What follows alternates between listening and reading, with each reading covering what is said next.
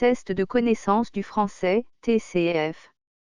Partie 1, compréhension orale. Écoutez les 4 propositions. Choisissez celle qui correspond à l'image. Regardez l'image 1. A. C'est une bonne idée de peindre des enfants. B. Cette sculpture est très intéressante. C. Il y a beaucoup de visiteurs aujourd'hui. D. J'aime les couleurs de ce tableau.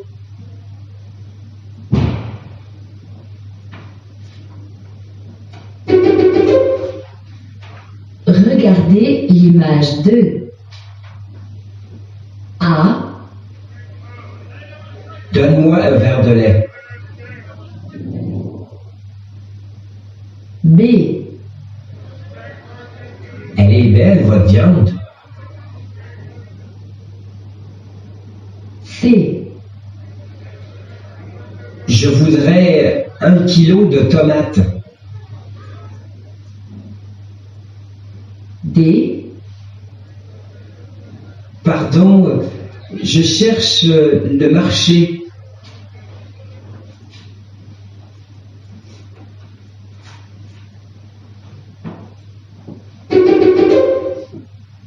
Regardez l'image 3.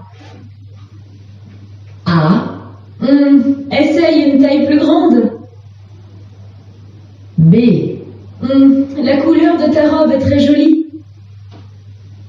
C. Mets tes chaussures. D. Toutes les cabines sont occupées.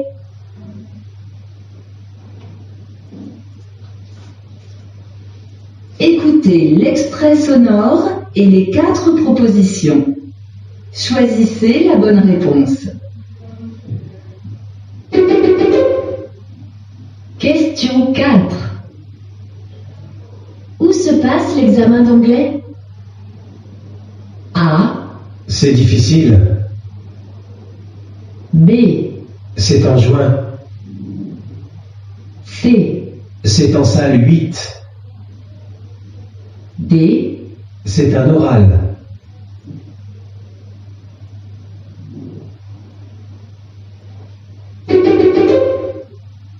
Question 5. Est-ce que c'est un bon restaurant? A. Il est très bien décoré. B. Je mange en terrasse. C. La cuisine est excellente. D. Les serveurs sont gentils.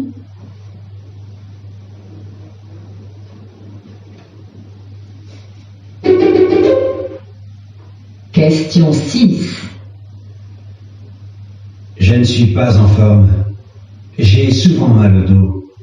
Tu penses que je vais aller mieux si je fais du sport? A. Oui, ce serait bien que tu manges mieux. B. Oui, il faut que tu te reposes plus. C. Oui, prends rendez-vous chez le médecin. D. Oui, tu devrais t'inscrire à la piscine.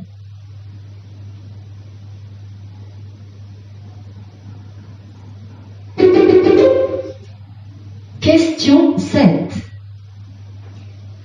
À quelle heure part le prochain avion pour Rio de Janeiro, s'il vous plaît? A. À demain matin, B. à 22h37.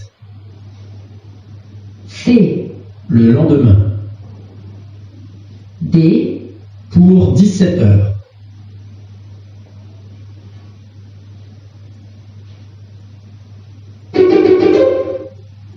Question 8. Salut Sylvie, ça va? T'as l'air fatiguée. Quand est-ce que tu pars en vacances? A. J'ai mon vol mardi prochain. B. Je reste 5 jours sur place. C. Je vais visiter l'Italie. B. Je voyage avec mes collègues.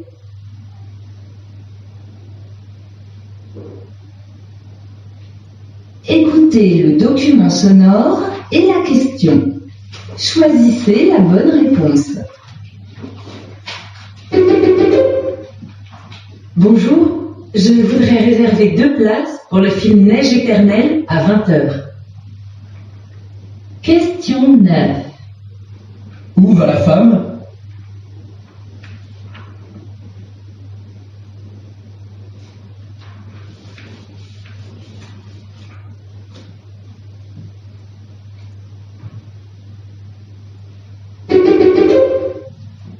Excusez-moi, madame, mais je suis complètement perdu. Je ne trouve pas la gare et mon train part dans 5 minutes. À l'hôtel, on m'a dit de passer par là. Montrez-moi votre plan. Mais vous le regardez à l'envers. Le musée est au bout de la rue et la gare juste derrière. Ah, merci beaucoup. Question 10. Que veut faire cet homme?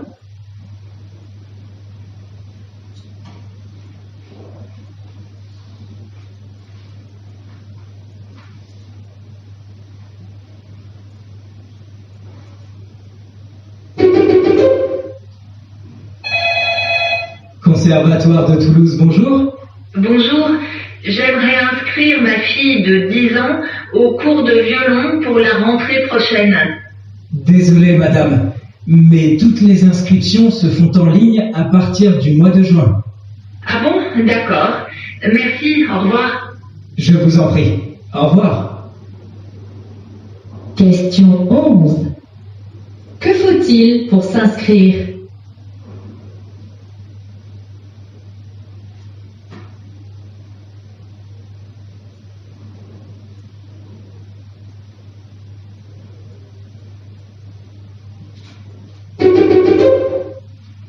Bonjour, je suis étudiant ici.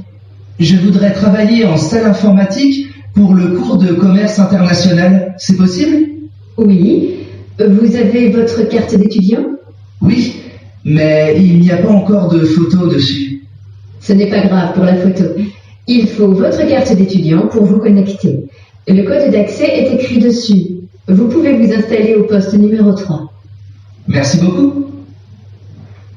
Question 12. Que souhaite l'étudiant?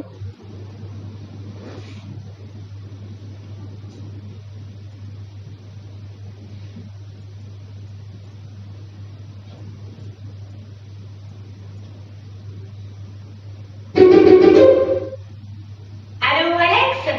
C'est Lara. N'oublie pas de prendre tes lunettes pour la séance de ciné ce soir. La dernière fois, tu ne voyais rien et tu as dormi pendant 2 heures. On se retrouve comme prévu? Salut! Question 13. Pourquoi Lara téléphone-t-elle à Alex?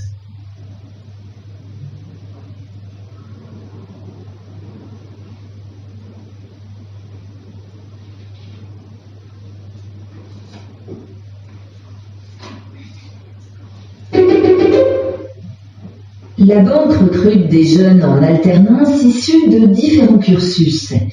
Nous allons recruter des jeunes bacheliers qui vont préparer pour 2 ans un BTS en alternance.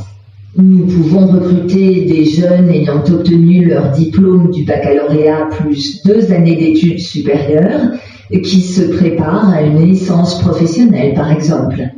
Nous pouvons enfin recruter des jeunes qui ont obtenu un baccalauréat plus 3 années d'études supérieures et qui poursuivent un cursus à bac plus 4 années, voire bac plus 5 années. Question 14. Quelle est la condition à remplir pour faire une formation en alternance dans une banque?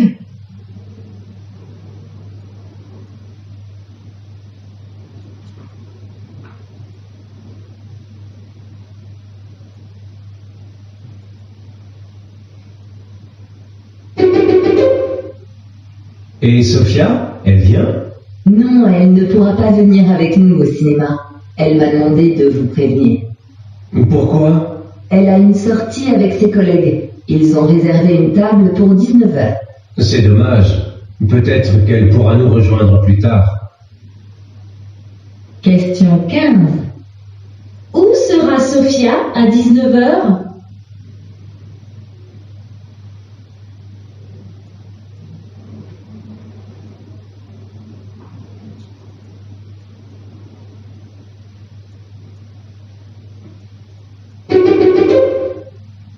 Allô, bonjour. Je vous appelle encore une fois parce que j'ai commandé un canapé-lit il y a 6 semaines et que je n'ai toujours pas reçu. Je suis Monsieur Marceau et mon numéro de commande est le 3802. Que se passe-t-il? Je regarde, ne quittez pas. Oui, en effet, je vois que votre canapé est encore à l'usine. Je pense que la livraison devrait se faire bientôt. Vous avez un numéro de téléphone? Je vais me renseigner et je vous rappelle. J'ai déjà appelé 5 fois. Je veux des explications, tout de suite. Question 16. Pourquoi le client téléphone-t-il?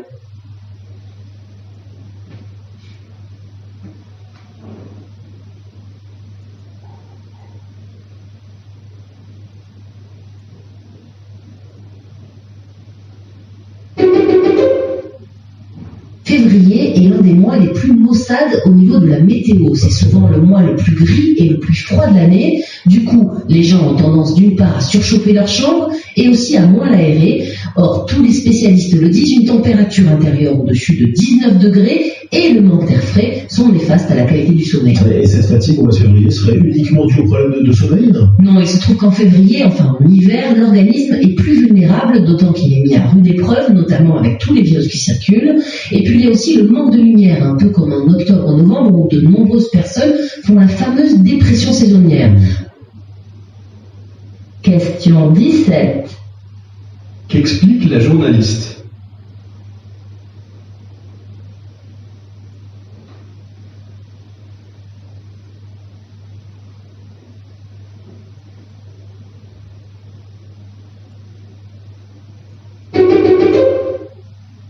La rencontre avec les représentants du personnel est bien prévue aujourd'hui? Oui, monsieur. À 15h dans la salle du rez-de-chaussée.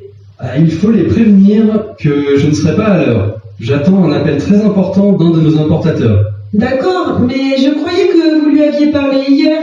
Non, il n'a pas pu me téléphoner. Question 18. Que demande le directeur?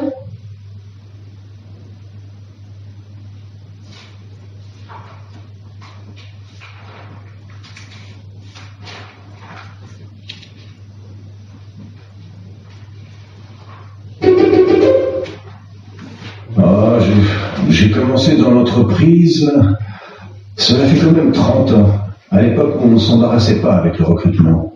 Je me souviens, dès le soir où j'ai fini ma formation, mon patron de stage m'a proposé de rester. Et pour mes copains de formation, pareil.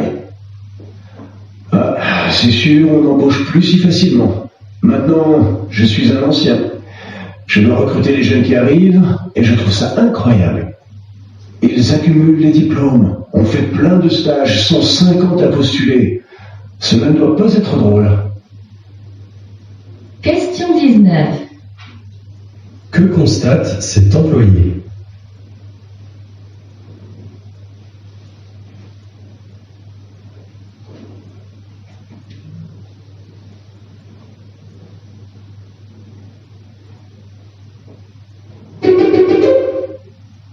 Vous avez vu l'heure? Oui, je sais, il est un peu tard.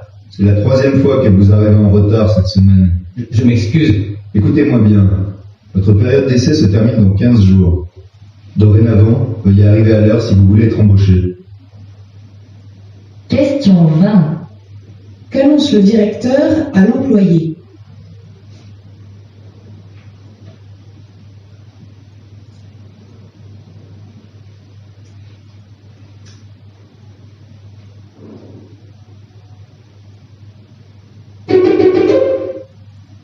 Bonjour monsieur, je viens transférer ma ligne téléphonique.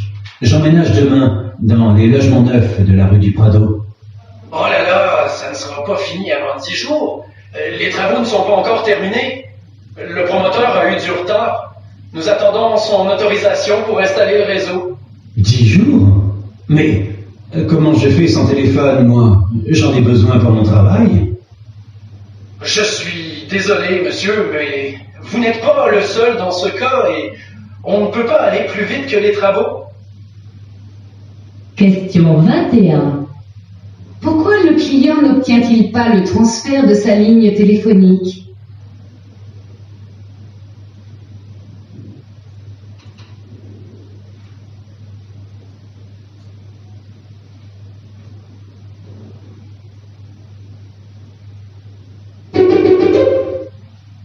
Au fait, est-ce que je peux compter sur toi pour garder Mochi pendant les vacances? Promis, c'est la dernière fois que je te demande un tel service. Jamais de la vie. C'est hors de question cette fois-ci. La dernière fois que je l'ai gardé, il a été insupportable. Oh non, comment je vais faire? Je croyais pouvoir compter sur toi. Question 22. Quelle est la réaction de la femme?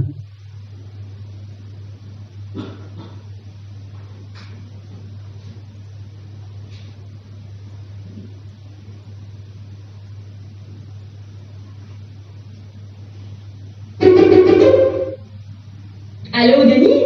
C'est Joël. Merci pour ta carte. Alors, ces vacances en célibataire? T'es parti tout seul faire du golf, c'est ça? Oui, j'avais envie de connaître le golf. C'était super. Pas facile, mais super. Ah bon? Mais t'es pas vraiment sportif, toi? Le golf! Quand j'ai lu ta carte, j'en revenais pas. Non, mais j'ai bien l'intention de recommencer. Pas toute l'année, hein. Un stage l'été, c'est suffisant. Eh ben, à ce rythme, tu vas pas être bon très très vite, hein? Qu'est-ce que tu crois? Je suis pas si mauvais. Question 23. Qu'est-ce qui fait rire la femme?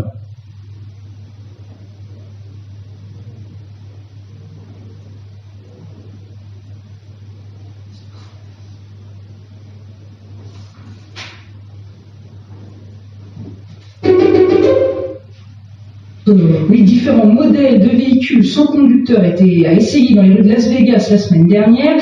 Pour le moment, il s'agit seulement d'expérimentation. En attendant une réglementation, le secteur s'intéresse à ce que l'on fera dans ces voitures quand elles conduiront vraiment toutes seules, persuadées que c'est l'intérieur de la voiture et les services proposés qui feront la différence demain, bien plus que le moteur. Plusieurs concepts d'habitacles futuristes étaient présentés sur le salon.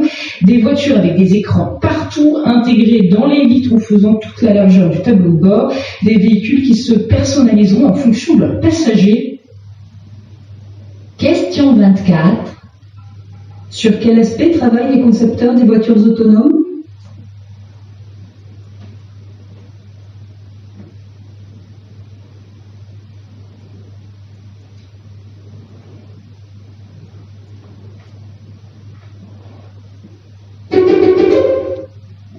Ce que vous dites, c'est que le temps passé par un parent avec son enfant, ça fait partie aujourd'hui des besoins psychiques essentiels à la construction de l'enfant? Le temps, oui. Vraiment. Parce qu'il faut dire tout de suite que le temps passé par les enfants devant la télévision, notamment, plusieurs heures par jour, on sait que plus tard, ce sont des défauts de concentration, ce sont des problématiques à l'école. Donc, savoir avoir ce temps-là, c'est d'abord regarder son enfant comme un être à part, comme un être en développement, et c'est donc regarder le type de tempérament qu'il a, le type de caractère. Question 25. Pourquoi les parents doivent-ils passer du temps avec leurs enfants?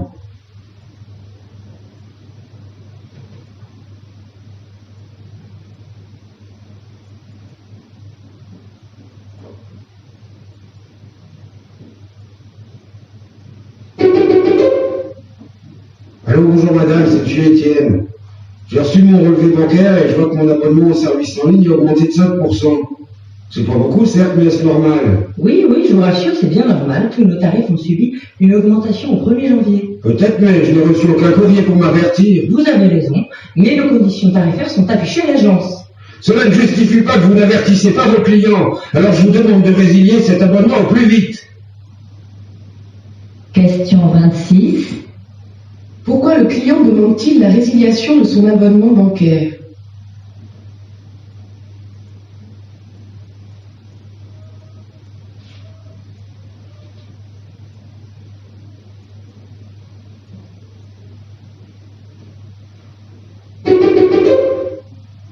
Comment est né votre film? Ça faisait longtemps que je voulais faire un film sur l'école. Rester entre les murs et montrer par des moments d'école ce que vivent les élèves. Le jour de la sortie de mon précédent film, En route, j'ai participé à une émission de radio à laquelle était également invité François Rufus, qui venait de sortir son livre. Et au cours de l'émission, je me suis aperçu qu'il traitait tous les thèmes que je voulais aborder de la manière dont je voulais le faire, sans sortir du collège, avec une démarche minimaliste et très descriptive. Dans l'ascenseur, je lui ai demandé s'il était intéressé par une adaptation. Il m'a donné son livre, et 3 jours après, je signais. Question 27. Quel est le point commun entre l'écrivain et le réalisateur?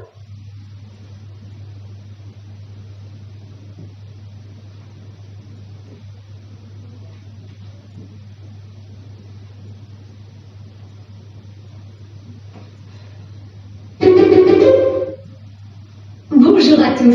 Vous avez tous passé les tests avec succès et le monde enchanté est heureux de vous accueillir parmi son personnel.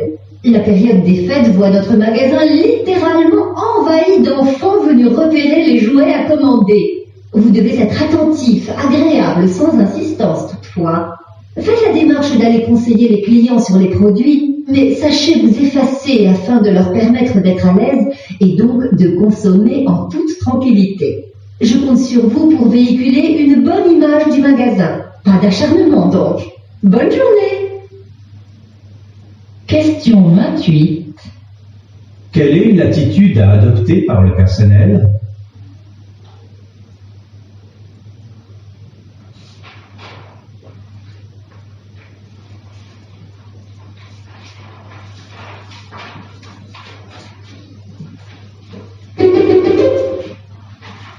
Et on termine avec vous, Janie, qui me posait une grande question existentielle.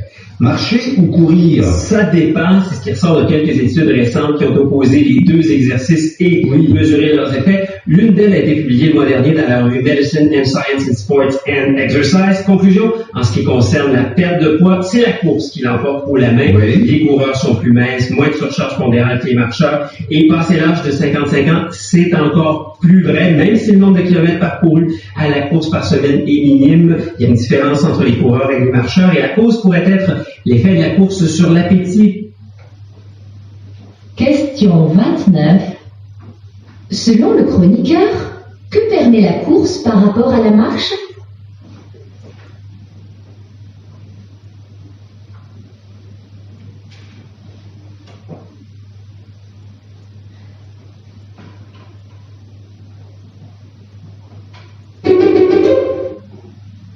Les moins de 30 ans ne représentent que 10% des locataires. Pourtant, ils dépensent plus pour se loger, en moyenne 6 000 € par an, soit 42% de plus que les autres. Ils ont également des revenus plus faibles que leurs parents au même âge, alors qu'ils sont nettement plus diplômés. Et la différence en France est nettement plus importante que dans les pays européens comparables. Mais ça ne freine pas leur envie de consommer, hein. Il en faudrait plus. Le Credo constate que leur appétit de consommation est plus important que celui de leurs aînés, d'autant plus que, peu intéressés par les structures sociales existantes, les jeunes s'identifient à des groupes dont le point commun est justement la consommation. C'est le règne de la consommation symbole et le triomphe du marketing. Question 30. Qu'est-ce qui différencie les moins de 30 ans des générations précédentes?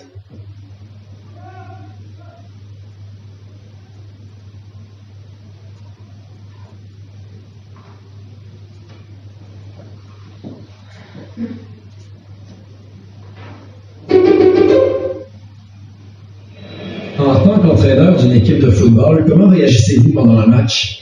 Moi, je suis toujours très tendu. Et vous intervenez quand auprès des joueurs?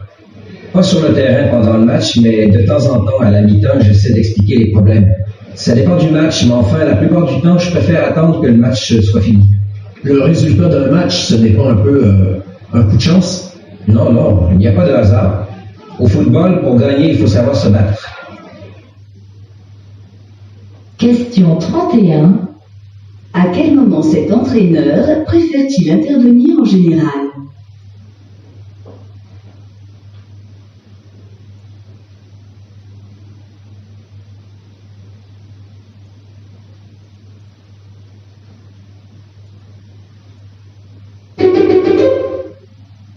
Les maisons de disques se plaignent des téléchargements de fichiers musicaux sur Internet. Qu'en pensez-vous?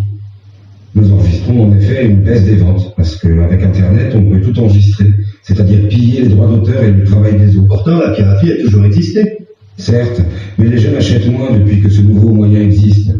Si ce phénomène continue à augmenter, le déficit sera ingérable. Pourtant, certains programmes musicaux issus d'émissions de télévision sont très à la mode et dopent les ventes de disques. Oui, bien sûr, mais ce sont des produits marketing éphémères, et cela pallie tout juste le manque financier dû à la piraterie. Question 32. Quel est l'acte de piraterie dont se plaint le producteur de disques?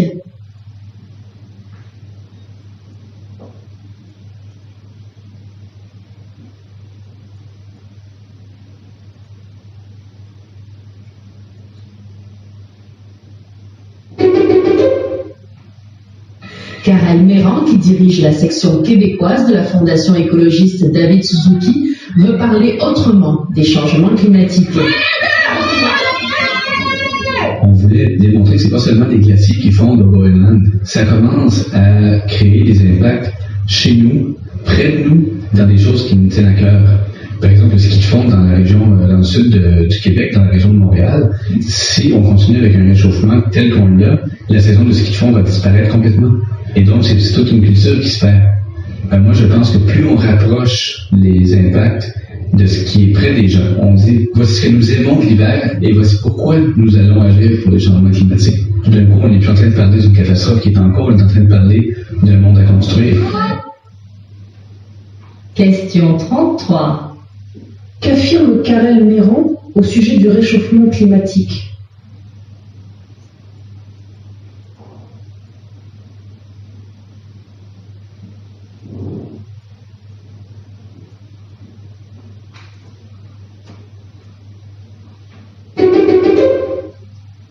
Le département de l'Hérault attire de nombreux nouveaux habitants chaque année, et notamment de plus en plus de Parisiens s'installent dans le 34. Fuyant le stress et la grisaille de la capitale, Montpellier semble une destination de rêve. Mais qui sont ces nouveaux arrivants? Nous, on a quitté Paris parce qu'on n'aurait jamais pu devenir propriétaire. On vivait dans un 40 mètres carrés et pour le même prix, on a trouvé une petite maison avec patio dans les quartiers ouest de Montpellier. Alors, qu'est-ce que vous trouvez à Montpellier? Ici, on a du soleil tous les jours. Franchement, je dois dire que ce que j'apprécie, c'est la qualité des rapports humains. Les gens sont plus posés, moins stressés. Pour une ville de province, la vie culturelle se révèle quand même assez riche, avec beaucoup de festivals. Après, pour ce qui est de la vie sociale, c'est un peu délicat. On se sent étranger, et les gens du pays nous considèrent comme des Parisiens, ça c'est sûr. Ils nous le disent, hein. Question 34. Quelles sont les réactions des Parisiens installés à Montpellier?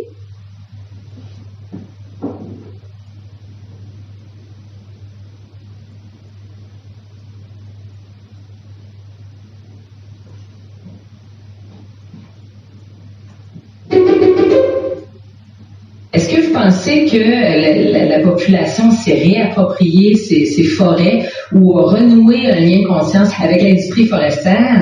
Moi, je dirais que le lien n'est pas encore refait à l'heure actuelle. On a beaucoup de travail à faire, puis on met beaucoup d'espoir sur notamment nos associations forestières régionales dans chacune des régions. Mais le gros point, c'est que la moitié de la population est autour de Montréal, la couronne de Montréal. Il n'y a même pas d'association forestière ici.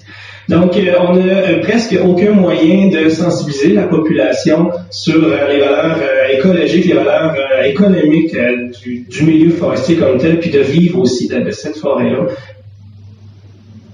Question 35. À quelle conclusion arrive ce représentant de l'industrie forestière québécoise?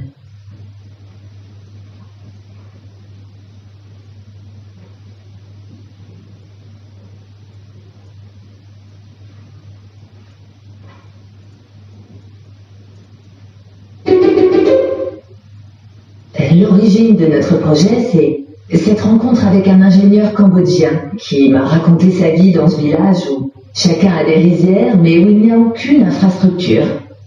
Je lui ai demandé ce qu'il buvait et il m'a dit « on boit l'eau de la mare », avec tout le cortège de maladies que vous pouvez imaginer. Donc, j'ai fait le tour des grandes ONG, j'ai consulté Suez, Veolia et l'idée qu'on a retenue, c'est qu'au lieu de poser la fontaine au bord de la mare, de purifier l'eau et dire aux gens « servez-vous », on va proposer à un groupe d'individus de devenir entrepreneurs.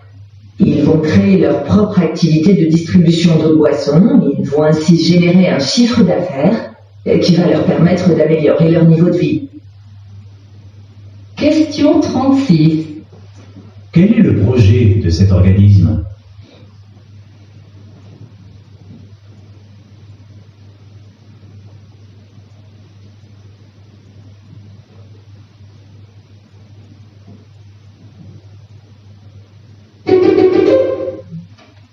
D'apparence, Vlad est un New-Yorkais comme les autres, sauf que lui a pour ainsi dire l'âme d'un Cro-Magnon. Vlad vit en style paléo, comme dans Paléolithique, une époque où les hommes vivaient principalement de chasse et de cueillette. Les adeptes du paléo pratiquent des exercices intensifs et se nourrissent uniquement d'aliments crus, fruits, légumes, poissons et viandes, selon eux plus adaptés à l'homme que les graines ou les céréales. Il achète uniquement bio, et très important pour lui, il aime sa viande extrêmement fraîche. Question 37. De qui parle la journaliste?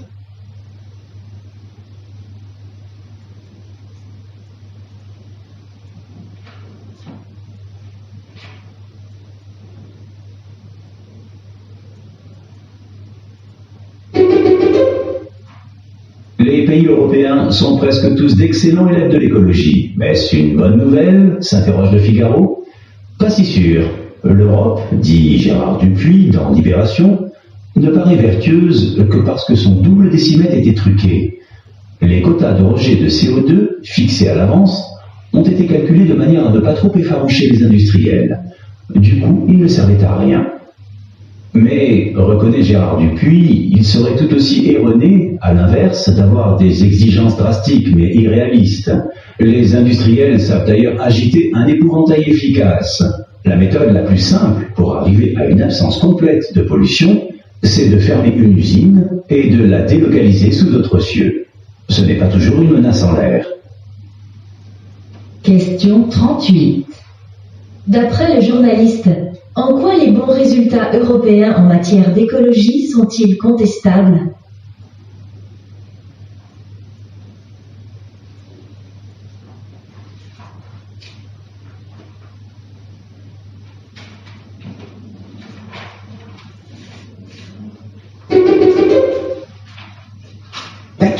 Vous savez, la qualité, surtout la très grande qualité, tout ça, ça a un prix. Si on veut trouver une place sur le marché, il faut donc, et c'est tout un exercice, arriver à produire des aliments à des coûts qui sont quand même abordables. Et c'est l'exercice qui occupe en ce moment Sophie Barry de Carolei. C'est une petite fabrique de pâtes et de sauces qui est installée à Sabrevois, en Montérégie. Question 39. Que cherche à faire cette entreprise?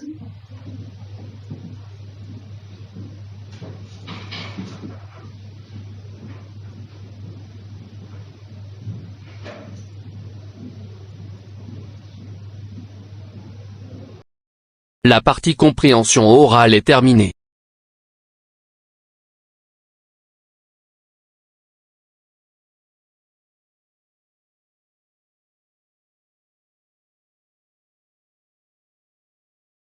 C'est la